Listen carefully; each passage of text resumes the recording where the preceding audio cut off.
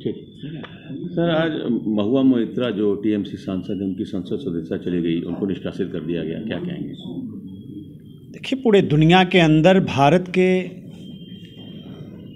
संसद सदस्य की कितनी मर्यादा है, ये हम सब लोग बहुत अच्छी तरीके से जानते हैं। एक स्तर होना चाहिए।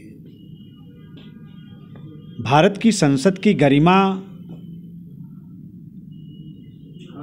को गिराने का किसी को अधिकार नहीं होना चाहिए।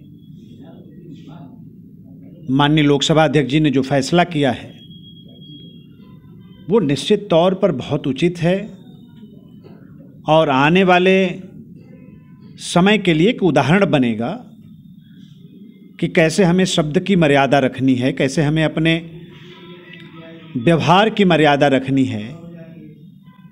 आने वाले जो मेंबर ऑफ पार्लियामेंट हैं उनके लिए एक प्रेरणा का काम करेगा आज का फैसला लोकसभा अध्यक्ष जी का।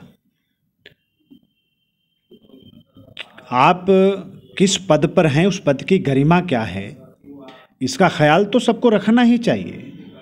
और जिसको इस बात का भी ख्याल ना हो तो उस पद पर रहने का क्या मतलब है? उनका कोई स्तर नहीं था, आप कहना चाह रहे हैं कि महुआ मोइत्रा का वो स्तर नहीं था कि वो संसद सदस्य? नहीं, भारत के संसद सदस्य का स्तर ऐसा नहीं होना चाहिए जिस तरह का उन्होंने व्यवहार किया। जग जाहिर है कि एक सस्ती लोकप्रियता हासिल करने का जो रास्ता उन्होंने चुना वो निश्चित तौर पर भारत की संसद की गरिमा को गिराने वाला था। ये कहीं से कोई इसको उचित नहीं कर सकता। अगर ये अनुचित है तो ममता बनर्जी जी को सामने आना चाहिए, उनकी पार्टी को सामने आना चाहिए। एक उदाहरण प्रस्तुत करने वाला फैसला माननीय लोकसभा अध्यक्ष जी ने किया है, उसका स्वागत होना चाहिए। उत्तर प्रदेश में सर एक्सपेंशन को लेके बहुत सवाल हो रहे हैं, कब होगा सरकार का एक्सपेंशन, विस्तार कब होगा? अब देखिए, हमारे राष्ट्रीय नेतृत्व और श्रद्धेय मुख्यमंत्री जी के अधिकार क्षेत्र का ये विषय है, उस पर टिप्पणी करना उचित नहीं है। जब भी नेतृत्व को उचित समय उनको लगेगा, मुख्यमंत्री जी को लगेगा, तो मंत्रिमंडल के विस्तार होते रहते हैं, तो हो जाएगा। काशी अयोध्या को लेकर बड़ी चर्चा है, हेलीकॉप्टर सेवा शुरू हो रही है। अयोध्या में प्राण प्रतिष्ठा से पहले काशी में दिवाली मनाने की योजना, एक काशी को अयोध्या से इस तरीके से जोड़ा जा रहा है, आप अपने आप में अद्भुत है। इस पर क्या कहें? नहीं, जोड़ना ही चाहिए। काशी भगवान श्री राम की अयोध्या और फिर प्रयागराज, ये जुड़ना चाहिए। और हम तो मध्य प्रदेश से लौटे हैं। आम जन में, ग्रामीण वासियों में और यहाँ तक कि जंगल और वनीय क्षेत्र में रहने वाले हमारे जनजाति के जो लोग हैं, सारे लोग इतने उत्साहित हैं कि हमें भी वहाँ चलना है, उस अवसर पर हमें भी बुलाइए, हमको भी वहाँ ले चलिए। तो पूरे देश के लोग जिस तरह से 500 बरस का पुराना इंतज़ार भारत भूमि का ये ख़त्म हो रहा है, भगवान श्री राम में आस्था और श्रद्धा रखने वाले लोगों का, भगवान श्री राम के अयोध्या जी में श्रद्धा और आस्था रखने वालों का, मैं समझता हूँ कि लंबा इंतज़ार, सदियों का इंतज़ार ख़त्म हो रहा है। तो ये बहुत अच्छी बात है। और भगवान भोलेनाथ की काशी और भगवान श्री राम के अयोध्या जी और प्रयागराज को आपस में कनेक्ट तो होना ही चाहिए।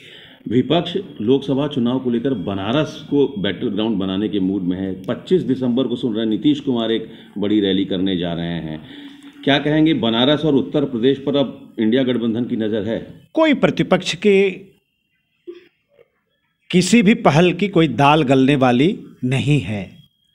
अभी 3 प्रदेशों के परिणाम ने ये साबित कर दिया है कि नव मतदाता हो, चाहे युवा हो, चाहे हमारी मातृशक्ति हो, माँ बहनें हो, समाज का हर वर्ग चट्टान की तरह मोदी जी के साथ खड़ा है।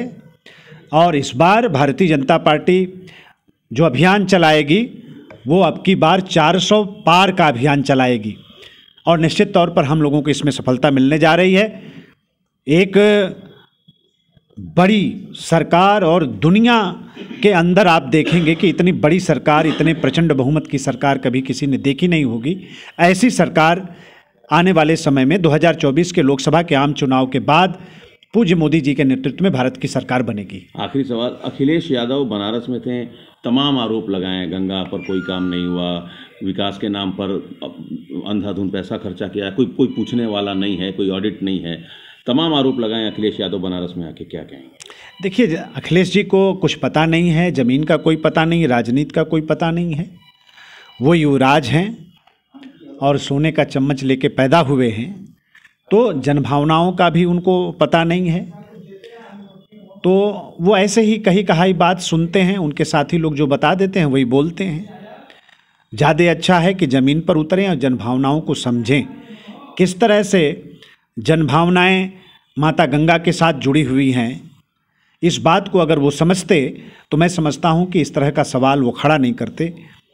और जिस तरह से भारत की सरकार और उत्तर प्रदेश की सरकार जिस तरह से हमारी जो परंपराएं, हमारी जो संस्कृतियां हैं, हमारी जो समृद्ध विरासत है, उसको संरक्षित करते हुए किस तरह से आज काशी को एक विकास का मॉडल हमारी सरकारें बना रही हैं और उसकी स्वीकार्यता किस तरह से जनता में बढ़ रही है, ये चुनाव के परिणाम बताते हैं। तो ज़्यादा अच्छा है कि अखिलेश जी जनता के बीच में जाएं, जनभावनाओं को समझने का प्रयास करें, तो उनके राजनीति के लिए मैं समझता हूँ ज़्यादा अच्छा होगा।